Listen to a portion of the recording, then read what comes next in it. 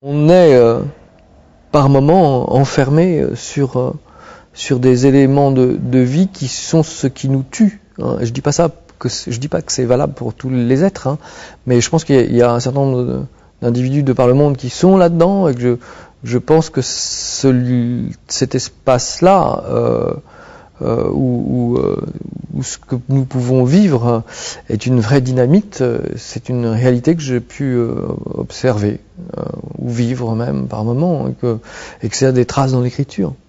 Être sur une dynamite ou sur une bombe ou être il y a soit on est dessus et on attend qu'elle explose, soit on vit absolument. Hein, et je pense que la plupart des figures qui sont animées dans les pièces que j'ai pu écrire sont animées d'une force de vie absolue. C'est ce qui contrecarre comme ça peut-être le champ d'une désespérance qui peut exister. Et donc ce rapport à la vie, c'est aussi parce que le théâtre est un rapport à la vie. Je pense qu'on ne peut pas demander à des gens de venir dans une salle si les êtres qui prennent la parole dans l'espace ne sont pas des êtres de vie et ne sont pas fondamentalement ancrés à l'intérieur de ça. Jamais je n'aurais envie de faire un spectacle désespéré, ça m'intéresse pas. En aucun cas, quoi.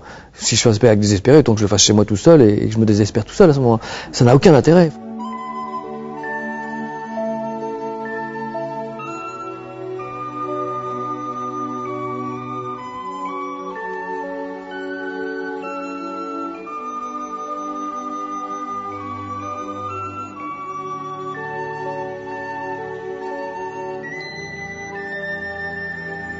Je pense que l'image de la famille dans les temps actuels est une image télévisuelle. On est complètement mangé par le système qui nous impose son idée.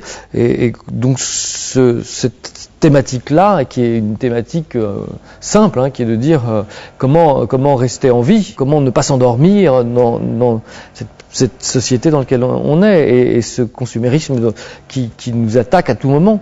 Donc je pense qu'à un moment donné, ce chemin-là dans Sans fin, c'est effectivement on a affaire à une famille qui est représentative de la société, qui est bien dans elle-même et qui ne sort plus rien, enfin qui ne dit plus rien, enfin si ce n'est qui est dans sa propre représentation.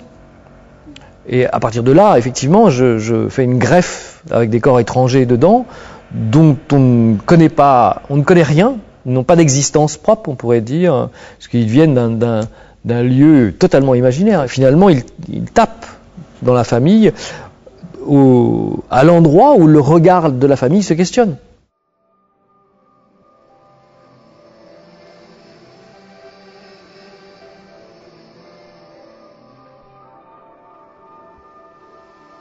Sans fin 1, 122 sont des constructions en journée.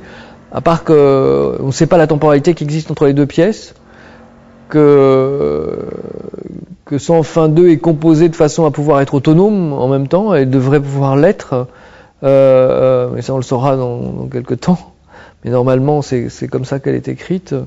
Et après oui, le titre portait sa propre continuité. Je pense que c'était bien il y avait quelque chose dans Sans fin qui appelait automatiquement une suite. Cette espèce de chant du perpétuel, de l'enfermement et de la famille et de la société. L'écriture entre les 2 à 4 ans, donc je pense que ça se sent dedans, ça a bougé à ce niveau-là, qu'il y a une évolution forcément aussi chez moi d'une certaine pensée, de l'écriture, et puis il y a des morts dans Sans fin 1, donc il y a forcément des relations humaines avec ça, hein, des changements, des bouleversements. Il y a une évolution du rapport à la famille. Il y a une quête des enfants dans Sans fin 2 qui n'existe pas dans Sans fin 1.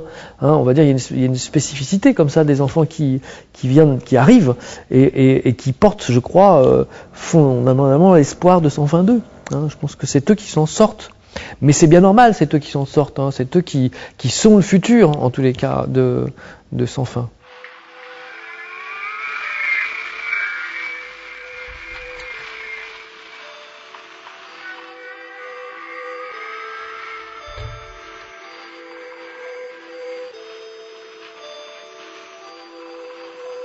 C'est le travail d'un metteur en scène de relier finalement toutes les formes artistiques. Moi j'en occupe un certain nombre, donc j'essaie de me relier moi-même et surtout je crois que je l'essaye de de les mettre à la disposition des acteurs dans un premier temps. Je pense que l'espace, la scénographie, l'écriture, la traduction sont finalement des espaces ouverts pour l'imaginaire. Hein. Ils sont la plupart du temps les combustibles essentiels pour l'existence du plateau. Donc c'est de voir comment un acteur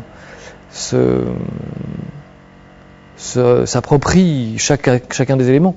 Dans la traduction ou l'écriture, plus spécifiquement, c'est ça. Hein. J'ai pas de droite ligne en disant que telle chose doit, dans cette parole-là, se développer et inscrire telle pensée. Il pourrait dire que les choix de mise en scène sont bien évidemment, et le metteur en scène le dit souvent, hein, c'est la distribution, hein, effectivement. C'est qui.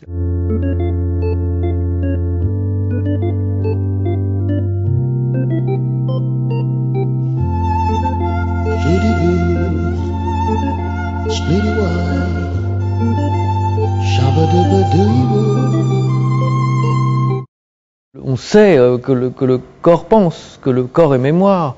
Donc c'est vrai que de proposer à l'acteur, et comme à l'écrivain, hein, c'est le même processus, mais proposer à l'acteur que d'un seul coup surgit avec lui et la rencontre qu'il fait avec l'écriture une certaine mémoire qui ne soit pas simplement le sens ou la direction du sens des choses, en lui demandant de bien réfléchir au sens des choses, en étant un bon metteur en scène qui réfléchit au bon sens des choses, etc., etc. On n'a absolument aucune découverte de quoi que ce soit.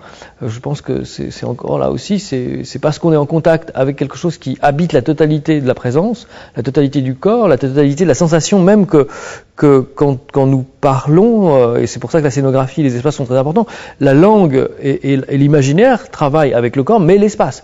À un moment donné, c'est évident que c'est là aussi cette rencontre-là qui agit. Il y a une véritable prise de possession de la langue, c'est-à-dire comme une vraie matière.